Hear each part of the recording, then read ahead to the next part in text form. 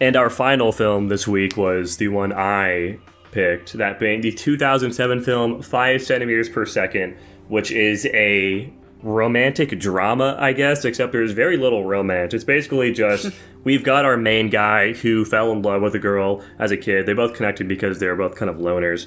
But because of transferring schools, both of them doing that, they just fell out of contact over time.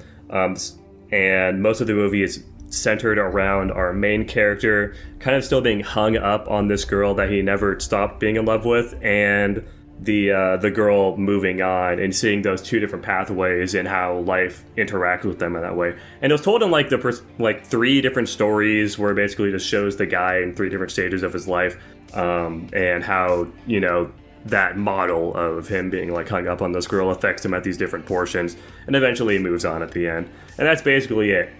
My haiku, as inspired by 5 centimeters per second. This bro gets bitches, trains, spaceships, and motorbikes, and then it just ends. This movie's really short. It's like barely over an hour, I think. Yeah, it's obscenely short. It's like 62 minutes. Yeah. I think it's a nice story, but it's ultimately pretty empty and doesn't have much closure. I think it does, actually. I've been thinking about this movie a lot. I looked up some stuff about it. I think I have a pretty good idea of what's going on. I think I also kind of succinctly talked about it with my synopsis. But yeah, it's just the main guy. All of the movie is kind of just him being really hung up on this girl. He doesn't want to move on from her. He always wants to just keep focusing on her. He's kind of like, you know, still hung up on the idea that maybe he's just going to find her one day. That's why he like wants to, like, you know, move to the big city or whatever, see if he can find her. And then also we, you know, to a lesser degree, see the girl, you know, going through life. You know, she got married, as we saw with the ring. She's in the opposite direction. And then we do see them at the different crossroads. I think it was at the start of the second or the third half, where like he looks back and he, you know, doesn't see her anymore.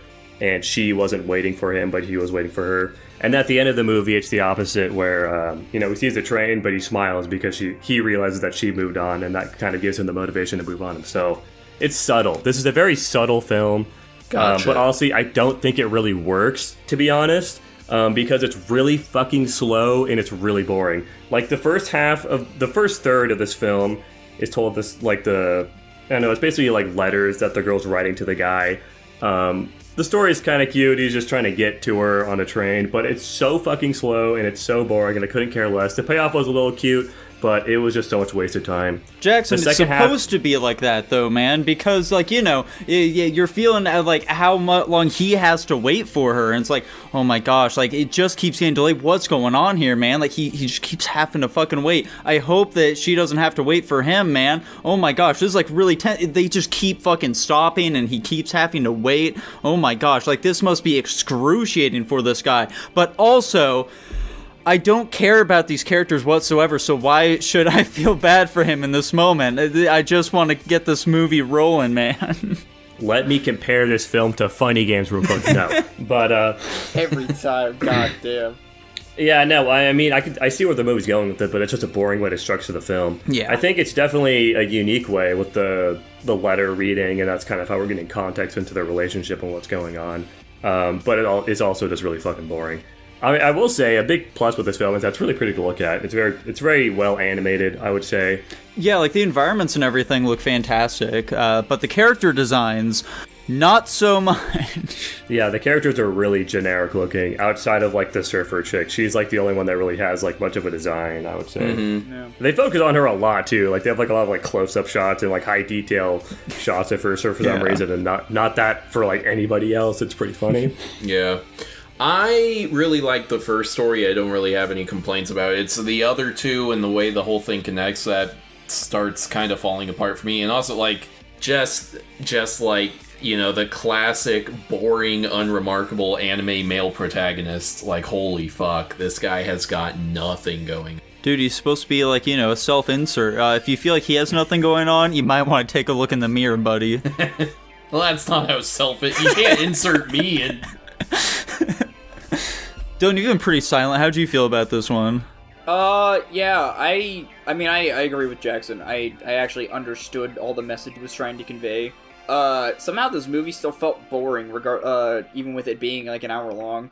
I think I connected with the first part of the movie, whatever you want to call it, the first third of it, very well. The second part of it, still pretty intriguing. I was kind of like, I was trying to figure out what was going on exactly, but like I don't know. There's like just some kind of disconnect with this movie. Like, obviously you want to root for this guy, but also I was thinking about this at the end of the movie. It's just like a childhood relationship. Like, nobody expects a childhood relationship to really make it, and this movie isn't really trying to promote like, hey, these two are gonna get back together, because there's no visual struggle of them trying to do that, except in the very beginning. But I don't know. This movie, I think it was fine. Yeah, the second half of this film is really, or second half, or the second volume, I guess, however you want to describe it, second book, I think they call it, I think the point of it is that it's really just supposed to try to hammer home that he could be, he could very easily be, like, happy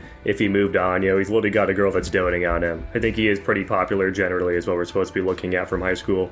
But he doesn't, and we can very clearly see that that's affecting him, and it's also affecting the people around him. Problem is, like, it's just like adding a character to the film that's literally just, like, it's basically like a character to get killed off, practically, to, like, help the character. Like, she's literally just there for plot convenience, or, like, just to demonstrate his plight a bit more. But, like, we just don't really care that much, because it's just not really presented in a very interesting way. Like, they spend so much time on this character that's literally just supposed to get fucking shot down by the guy and then ignored. It's a very weird way of doing it. Counterpoint, she was really cute, though, so I didn't mind. Quick question that probably has nothing to do with either this or the movie, because it's what it felt like. That random chick with glasses at the end, I believe her name was Lisa, like in the office building or whatever. What the fuck was that about? Like, what was the purpose of that? Did I miss something? She was his girlfriend. Yeah, he dumped her because, like, he was so fixated on his childhood girlfriend. Yeah, she was, yeah, that was him attempting to, like, try to find love, try to, like, give up on the girl and try somebody else. But as you can see, he's ignoring her. He doesn't really feel anything about it. He's still hung up on the girl. And that's why he's not really giving her a chance. I want to see if this is my ignorance, or just, I guess it would be ignorance. Was it something that was said, women. or... It was said, yeah. Okay, I missed that part then, because I was like, who the fuck is Lisa and why do I care? Okay, that part probably would have meant more if I heard that, but I guess I missed. Womp womp. Well, Dylan, what are you going to be ranking this one? I don't know, I've had to put more thought into this one as well. Really reflecting on this, when you realize maybe this movie wasn't all that great. But I didn't think it was terrible. I kind of liked like Jackson said, the animation. I think I'm just gonna give it a B. Dude, that's insane. I gave it a C. I gave it a B minus, like Dylan said. I like the messaging behind the film, and I think overall it's kind of well done, but it's just really subtle. And it's also a very pretty film to look at. So I think just watching it for that experience makes it worth it overall, because it's so short. I gave it a B minus. I also gave it a B minus. I'm sorry, guys. I'm just being a hater. I think it's just a known fact. Third time's a charm, boys, and that puts it at a B minus. Whoa. Let's go.